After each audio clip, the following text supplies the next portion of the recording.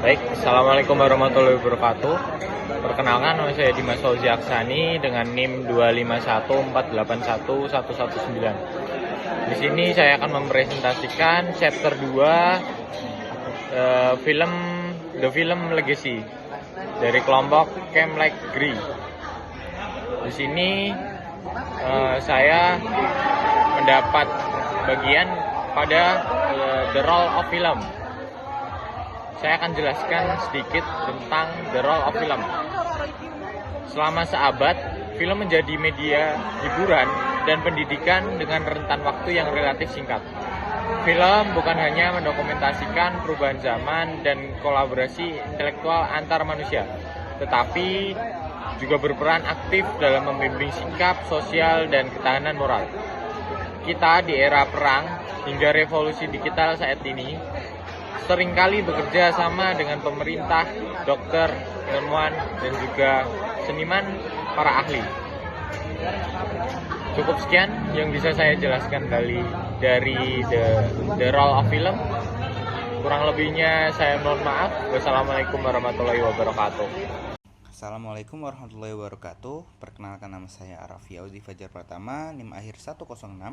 Pada kesempatan ini, kita akan membahas tentang semangat para pionir, yaitu orang-orang yang berjasa dalam menciptakan dan pengembangan dunia perfilman.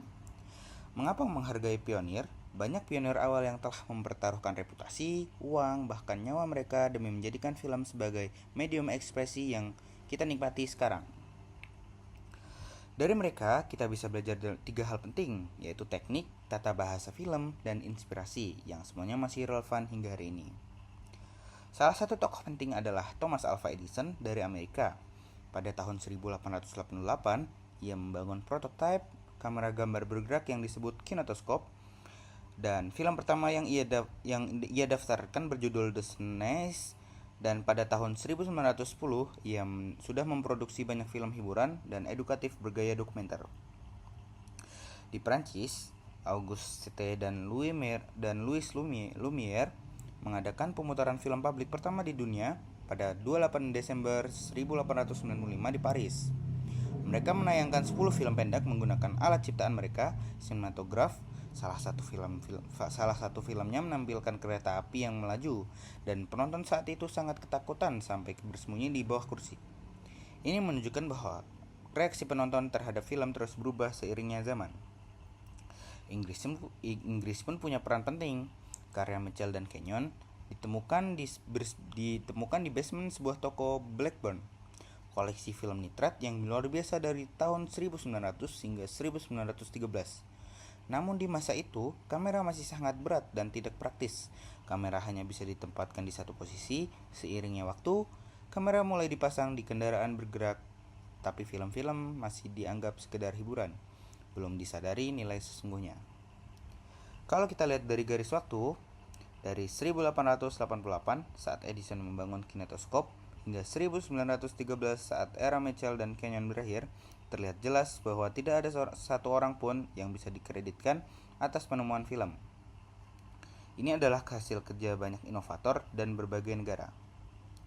Kesimpulannya, warisan para pionir ini masih hidup hingga sekarang. Ada 3 hal yang bisa kita ambil: keberanian mereka mengambil risiko, kecerdikan mereka dalam keterbatasan, dan warisan tata bahasa film masih dipakai di era digital ini. Sekian presentasi saya. Assalamualaikum warahmatullahi wabarakatuh. Assalamualaikum warahmatullahi wabarakatuh. Saya Dani Gilang Saputra dari NIM akhir 130. Pada kesempatan kali ini saya akan melanjutkan presentasi dari rekan saya yang membahas tentang buku The Film Legacy pada subbab Documentary Comes of Age. Pada tahun 1922, Dziga Vertov dan Robert Flaherty menjadi pelopor film dokumenter, termasuk melalui Nanook of the North. Flaherty sering merekayasa adegan, tetapi tetap menggambarkan kehidupan nyata sekaligus menetapkan teknik penting seperti hidup bersama subjek dan membangun cerita selanjutnya. John Grierson mengembangkan dokumenter sebagai perlakuan kreatif terhadap realitas dan mendorong produksi film secara kolaboratif. Terima kasih. Ya, halo teman-teman, perkenalkan nama saya Di Arvesa Fabendria Travarel atau yang sering dipanggil dengan Arvesa. Saya NIM akhir 112. saya akan menjelaskan tentang propaganda and the warriors, yang berarti propaganda dan tahun-tahun perang. Jadi pada masa Perang Dunia Kedua, film digunakan sebagai alat propaganda yang sangat kuat untuk mempengaruhi pikiran dan emosi masyarakat. Adolf Hitler merupakan salah satu tokoh mengembangkan semangat rakyat Jerman dengan cara memanfaatkan film untuk menyebarkan ideologi dan tujuan politiknya, seperti dominasi dunia dan konsep ras Arya atau yang biasa disebut dengan ras unggul. Film memiliki kekuatan besar karena mampu mempengaruhi emosi tanpa disadari, sehingga digunakan untuk menyebarkan ideologi Nazi, termasuk ambisi dominasi dunia dan konsep ras Arya. Di dalam hal ini, Leni Riefenstahl berperan penting juga dengan membuat film-film yang menarik secara visual untuk memperkuat pesan propaganda tersebut. Baik, selanjutnya di sini saya akan membahas tentang subjudul. Selanjutnya yang akan saya bahas di sini dari chapter 2 yaitu ada Film and the Art of Deception. Seperti yang telah dibahas pada sebelumnya, sebagaimana film digunakan sebagai alat propaganda yang kuat, terutama setelah masa perang, di mana gambar pada kertas suara dimanipulasi untuk mendistorsi realitas. Propaganda yang begitu kuat seperti film Triumph of the Will yang mengeksploitasi kekuatan baru Jerman, hingga menyebabkan berita bahwa Hitler bukanlah orang yang bisa dianggap remeh. Leni Riefenstahl, seorang saudara berbakat yang berperan penting dalam memberikan visi puitis dan dampak kreatif pada pesan-pesan politik Nazi melalui film-film dokumenternya. Meskipun film dibaliknya penuh tipu muslihat, Riefenstahl diakui sebagai pembuat film yang tangguh dan memiliki dedikasi tinggi terhadap teknis penyutradaraan. A Trick of the Light.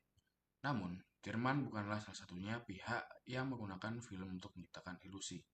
Pemerintah Inggris pun memproduksi berbagai film untuk menjaga moral bangsa tetap tinggi dan memberikan kesan optimisme di tengah situasi perang yang sulit. Realitas mengerikan dari peperangan seringkali disembunyikan di balik citra pekerja yang bersemangat demi menjaga motivasi warga negara. Teknik manipulasi pikiran ini masih relevan hingga sekarang, terutama dalam iklan, manipulasi politik, dan pemujaan selebriti.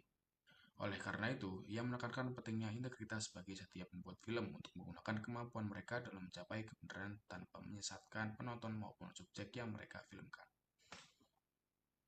Perkenalkan, nama saya Wahyu Ari Widantara dengan NIM 251481118. Di sini saya akan mempresentasikan tentang New Innovation in the Post-War. Inovasi film pada masa pasca Perang Dunia II ditandai dengan pergeseran fungsi film sebagai alat pembangunan stabilitas sosial dan munculnya teknologi kamera portable yang lebih ringan serta mampu merekam suara secara sinkron. Perkembangan teknologi pada akhir 1950-an ini melahirkan gerakan sinema hybrid atau direct cinema, di mana pembuat film menggunakan teknik kamera genggam atau handheld untuk menangkap realitas secara lebih intim dan alami tanpa gangguan narasi atau musik latar yang berlebih. Meskipun sempat menuai kritik terkait objektivitasnya, pendekatan ini membawa perubahan besar dalam sejarah perfilman karena memberikan kesan realisme yang kuat, yang pengaruhnya masih sangat terasa hingga saat ini, baik dalam pembuatan film dokumenter modern maupun film fiksi komersial. Selanjutnya akan dipresentasikan oleh teman saya.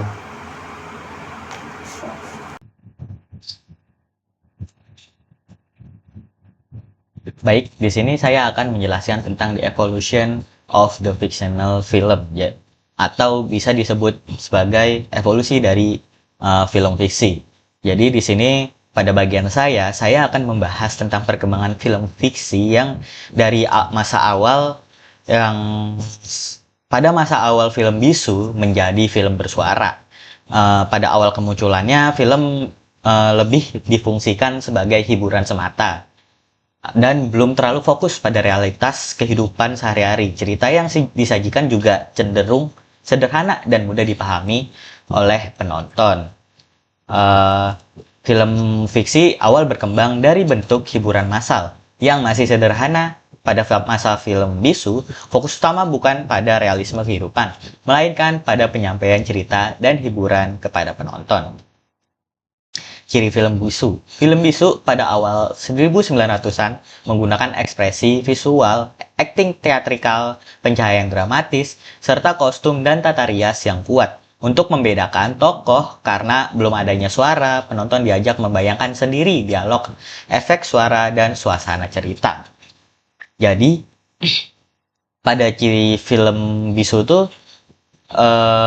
belum memiliki suara sehingga sangat mengandalkan kekuatan visual. Aktingnya yang digunakan juga cenderung teatrikal dengan ekspresi yang berlebihan, bisa dibilang berlebihan. Selain itu, pencahayaan dramatis serta kostum, make up digunakan untuk memperjelas sebuah karakter. Penonton juga dituntut untuk menggunakan imajinasi mereka. Jadi itu penonton diajak untuk menggunakan imajinasi mereka, membayangkan sebuah dialog dan suara dalam film. Lalu juga pada era ini tuh genre yang dominan tuh genre komedi yang dipopulerkan oleh tokoh-tokoh yang ada 3 di bawah ini, yaitu ada Charlie Chaplin, Buster Keaton, dan Laurel and Hardy. Karena belum adanya suara, penonton tuh ya dituntut untuk menggunakan imajinasi mereka, karena itulah mengapa film bisu tuh kebanyakan film komedi. Lalu seiring waktu, gaya penceritaan film menjadi lebih halus dan realistis. Penggunaan shot mulai lebih bervariasi. Acting menjadi lebih minimalis dan elemen visual seperti tata cahaya, kostum, serta make up semakin menyesuaikan karakter dan lingkungan cerita. Perkembangan film fiksi juga didorong oleh teknik editing seperti cross-cutting oleh Edwin S. Porter dan montage oleh Sergei Eisenstein. Inovasi ini memperkaya penyampaian cerita, sementara struktur narasi film kemudian menjadi semakin fleksibel dan kompleks. Jadi itu seiring berjalannya waktu zaman, teknik penceritaan film tuh mengalami perubahan yang signifikan. Gaya acting menjadi lebih natural dan tidak dilebih-lebihkan lagi. Penggunaan shot juga semakin lebih variatif, tidak hanya statis. Selain itu, elemen visual juga dalam cahaya, kostum, dan make up mulai dibuat lebih realistis lagi agar lebih menyatu dengan karakter dan lingkungan cerita. Lalu juga perkembangan film fiksi ini didukung sama perkembangan editing, teknik editing. Misalnya penggunaan cross-cutting yang ditunjukkan untuk 2 kejadian yang berlangsung secara bersamaan, serta teknik montage untuk menciptakan efek dramatis. Selain itu juga struktur narasi film lebih kompleks dan fleksibel, jadi tidak linear seperti yang sebelumnya. Dengan hadirnya suara dalam film, perubahan besar terjadi saat film mulai menggunakan suara, seperti Don Juan 1926 menjadi film panjang pertama dengan soundtrack tersinkron. Lalu The Jazz Singer 1927 menjadi film bicara yang menandai berakhirnya era film bisu dan membuka era baru dalam sinema fiksi. Jadi itu hadirnya suara dalam film ini tuh perubahan yang sangat besar. Ketika suara mulai diperkenalkan, film Don Juan pada 1926 menjadi salah satu pelopor pengguna soundtrack yang tersinkronisasi. Lalu diikutin juga dengan The Jazz Singer pada tahun 1927 menjadi film bicara pertama yang sukses. Kehadiran suara ini juga menandai berakhirnya era film bisu dan membuka era baru dalam perkembangan film fiksi. Sekian itu saja pembahasan dari saya, kurang lebihnya mohon maaf. Wassalamualaikum warahmatullahi wabarakatuh.